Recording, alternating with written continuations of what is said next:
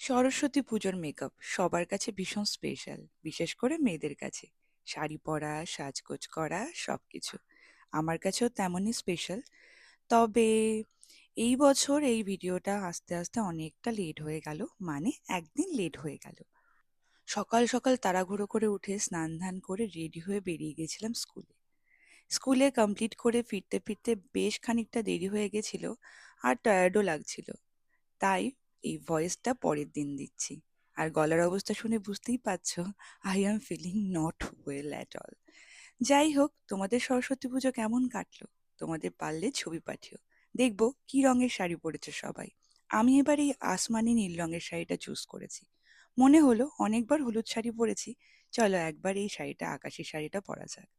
তোমরা তোমাদের শাড়ির কালার অবশ্যই কমেন্ট করতে ভুলো না। আমি তো চললাম স্কুলে খুদেদের সাথে সময় কাটাতে। বাই।